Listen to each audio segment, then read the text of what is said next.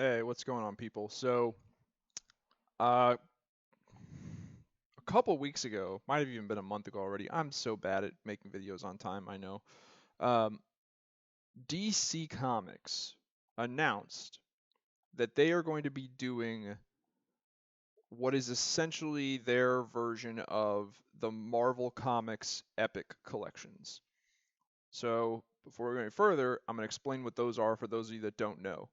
Uh, about 10 years ago, Marvel Comics started publishing all of their old stories and some of the newer ones in these paperback editions called Epic Collections. It says Epic Collections at the top. And they are they're done by character or team. And what's cool about these is that it is the most concise way to collect the entire story of Marvel Comics that they've ever had. So, for example, this is volume 1 of the Moon Knight Epic Collections. And you'll notice on the spine here, it just says Moon Knight, the character, and then it has Bad Moon Rising. That's the name of the dominant story arc in here, I guess, is what you would call it. Uh, and then, but you notice there's no number here. It doesn't say like volume 1 or anything like that. That's because Marvel decided not to publish these in order. They were not going to publish them just volume 1, then volume 2, then volume 3. Some of them, for some of the characters, what they decided to do was take a look at which comic books from this character's existence have not been reprinted all that much. It's kind of hard to find reprinted, collected editions of those comics.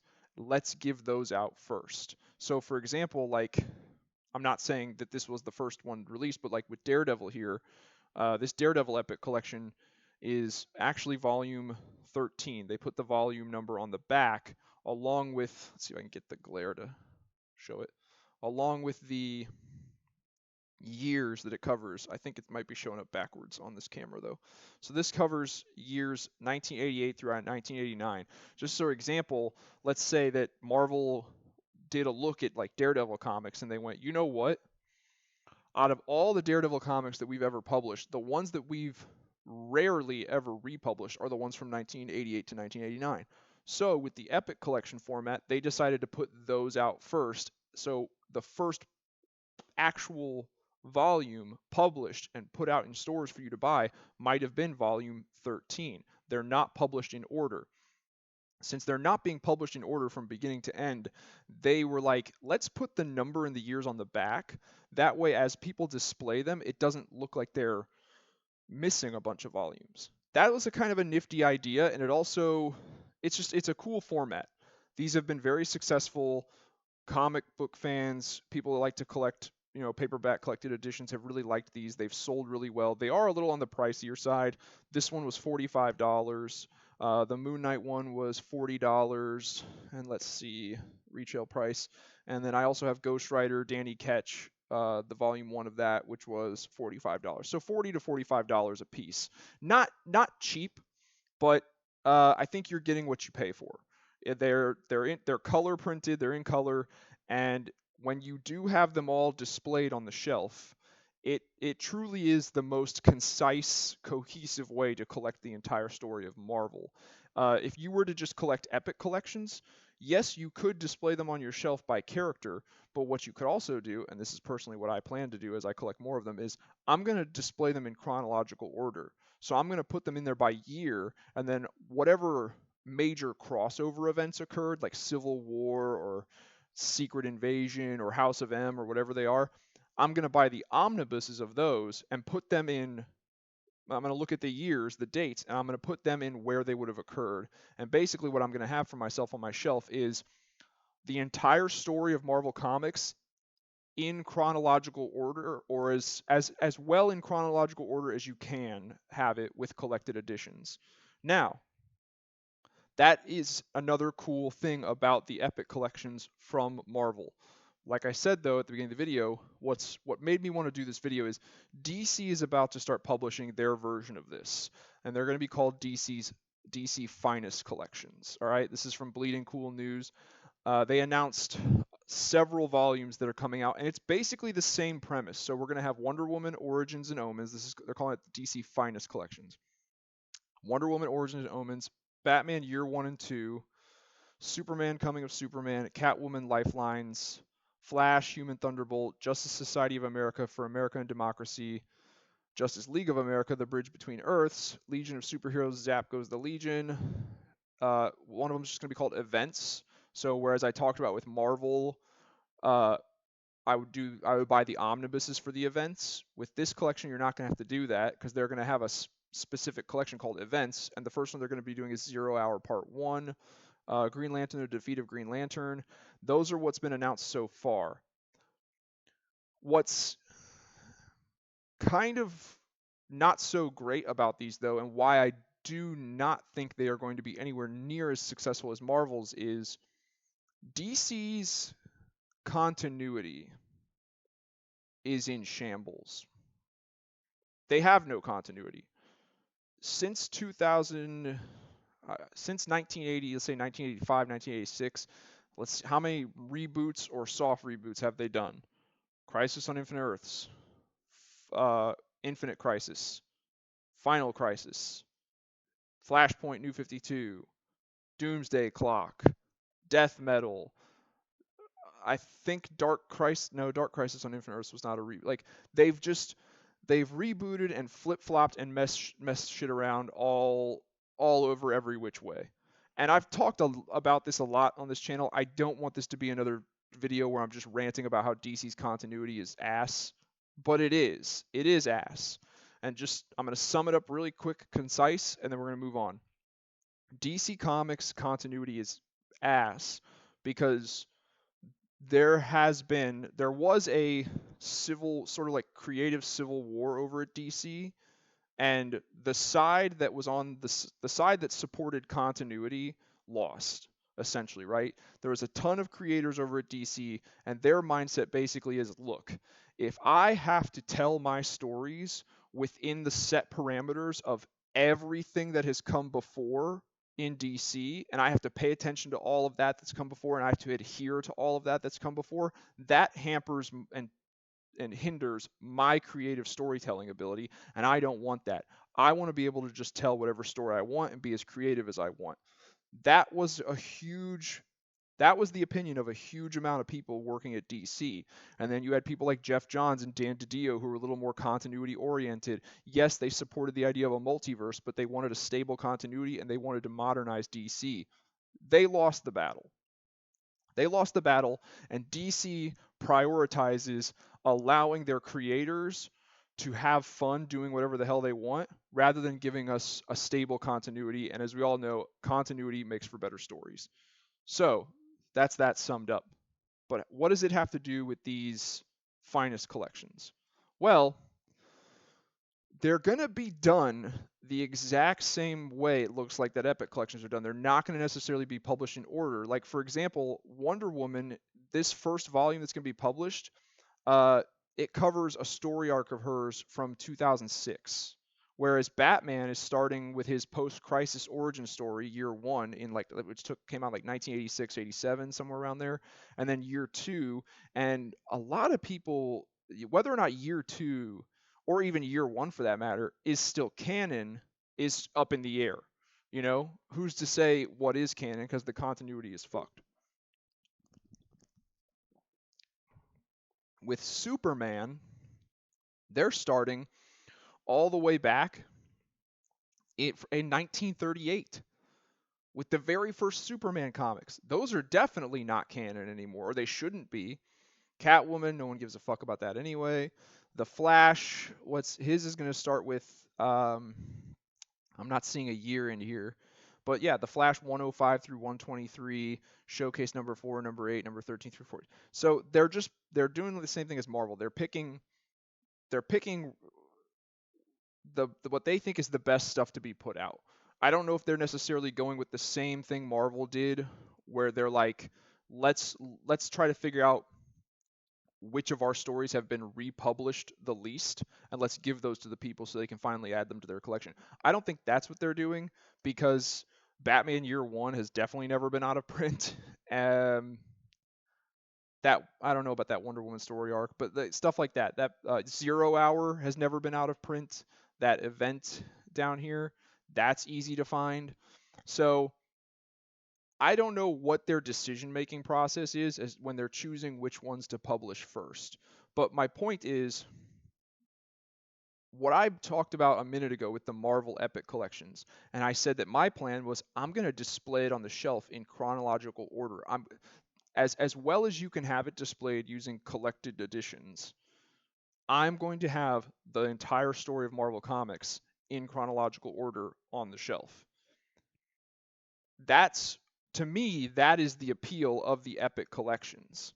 That's why I want to collect them, because I can put it all in chronological order very easily.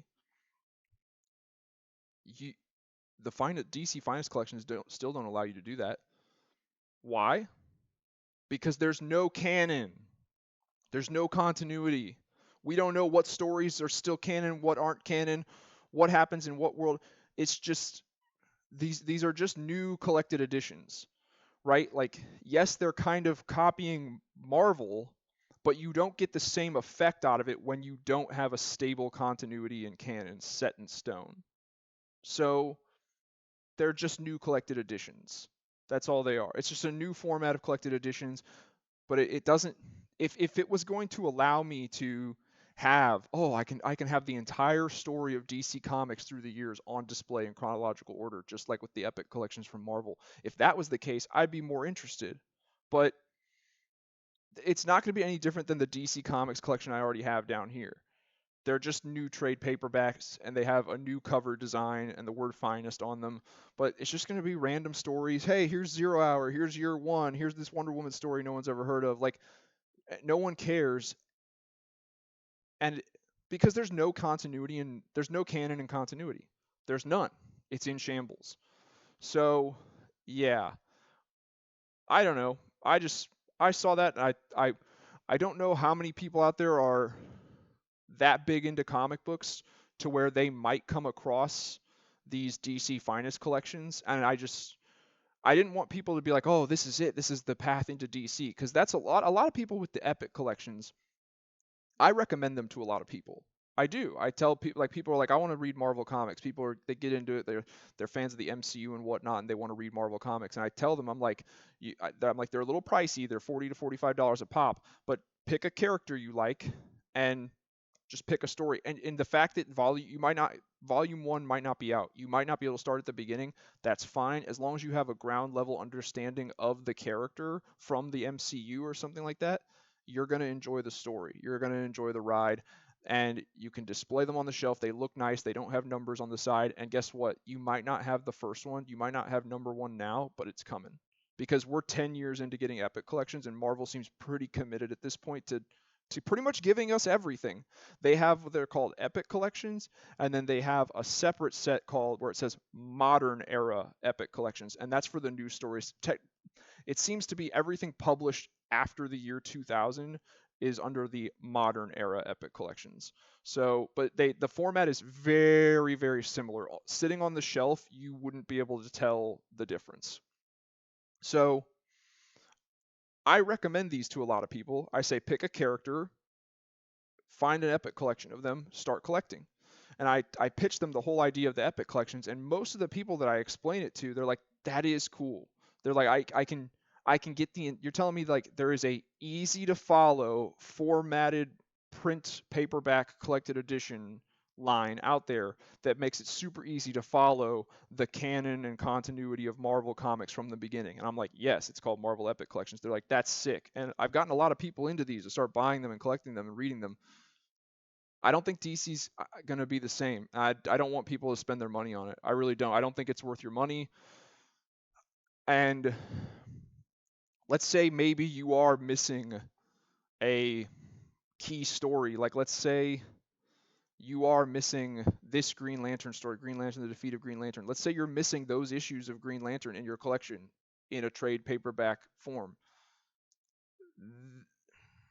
you're going to buy just this one. I mean, as long as it doesn't say DC Finest on the side, I guess that's not a big problem, but we don't know what they're going to look. We don't know what the spine of these is going to look like, but I don't know. For those of you who care about how your collection looks on the shelf, some people don't. Some people just want the story so they can have it and read it. I kind of care how it looks on the shelf. But anyway, long story short, to me, the greatest thing and the whole point of the Epic collections is that it gives you the entire history of Marvel Comics presented to you in an easy to follow format of collected editions, and they're giving all of it to you, and you can display it nicely, and you can display it in chronological order and have it look good on the shelf. And you just can't do that with DC, even with these new Finest collections, because DC has no canon and continuity. It's an absolute clusterfuck dumpster fire right now. So, yeah, DC, if you want to do some shit like this, get your canon and continuity in order first, then we'll talk. But guys, I'm not going to be buying any of these Finest collections, and I don't recommend you do either. At this point, I've said this before, and I'm just going to touch on it again because I really just enjoy driving this point home. At this point, I know that a lot of people are tired of DC rebooting and resetting the continuity. They've done it a lot. They have a reputation for it. That's exactly what they need to do, though. They need to just like shake the etch a sketch real hard and start back over at square one. There's a little glimmer of hope on the horizon with Scott Snyder's uh, line of Absolute Comics or Absolute DC Comics, which people are claiming is going to be like DC's version of Ultimate Marvel. So that would be cool because that's Ultimate Comics was exactly that. They Ultimate Marvel was Marvel Comics taking all their best characters, best teams, Spider-Man, the Avengers, which they called the Ultimates, Fantastic Four, and X-Men, and they gave them brand new comic book series that take place in a different universe, an alternate reality, and it's back to square one. Like issue number 1 of Ultimate Spider-Man is Peter Parker gets bit by the spider in that book. They take it all the way back to square one, and they just it's the same story. The characters, for the most part, feel the same, behave the same, look the same. Their costumes are a little modernized, and it's set in the modern day, present day era that they were published, which is the early 2000s. And that's exactly what DC needs. DC needs to just, if with this absolute line, they need to just take it back to square one. They need to keep the characters traditional. Don't change their personalities. Don't change their behaviors. Don't change their mannerisms. You can modernize the costumes. In fact, in most cases, I think you should modernize the costumes, update the costumes. Don't just take bits and pieces of it and start them over, but not start over others. No, start every damn thing over. All of it. All of it started all over from square one from the beginning and keep it traditional, just set it in the modern present day era. If you do that, it'll be good. But what has me worried is in this day and age, there seems to be this like push from the entertainment industry, especially the creative artsy side of the entertainment industry, where it's like it has to be all new, all different. We can't just rehash the same stuff. It's like we don't want you to 100% rehash the same stuff. We want you to like 80% rehash the same stuff. You can change about 20%, and that's an arbitrary. That's just an arbitrary percentage I'm putting out there. I'm just trying to drive the point home that like we do want it to be mostly the same. We do. That's just what the fan base wants. I'm sorry if that doesn't gel with your creative vision or whatever, but honestly, like we're the consumers. We don't care about your creative vision. We care about our end product that we pay money for and we want to enjoy and feel like we got our money's worth. So, yeah, that's Absolute Comics, Absolute DC Comics, whatever it is, their version of Marvel's Ultimate Universe. That's the only ray of hope on the horizon for DC Comics. And even that has me worried because I really don't think they're going to do what I said. I think they're going to change a bunch of shit, change the costumes way too much, make the characters behave differently. I think they're basically going to do what I think they're going to do with Absolute DC is what Marvel has done with their new line of Ultimate Comics, which is just go way different for no fucking reason. So, I mean, that's not true. It's overall, I would say 616 Marvel Comics is fine. It's fine. It's definitely crossover event heavy. This whole thing where they've been on this fucking tangent of we have to do a major crossover event every year. Nah, take a break. Build up to that shit. Make it justified. But other than that, 616 Marvel has 616 Marvel's fine. You know, the new Daredevil comic sucks, where he's like a priest. He was reincarnated as a priest. Um, Not a fan of that. And then it is way too event heavy. But 616 Marvel is it's overall it's pretty much fine. DC is in shambles because they have no canon and continuity. And because they have no canon and continuity, there really is, in my opinion, there's no point to these DC Finest collections. The what what these what this format of comics is meant to facilitate is you being able to collect a concise canon and continuity in an easy to collect format. But without the definitive canon and continuity, this is kind of pointless in my opinion. So yeah, that's my opinion on the DC Finest collection and the Marvel Epic collection. While we're at it, let me know what you guys think down below. Get a discussion started. Are you guys excited about the DC Finest collection? Are you not excited? Let me know what you guys think. If you like this video, please hit that like button. It really helps out the channel. If you want to help out the channel even further, check out some of my other videos and subscribe. Other than that, I'll talk to you guys later.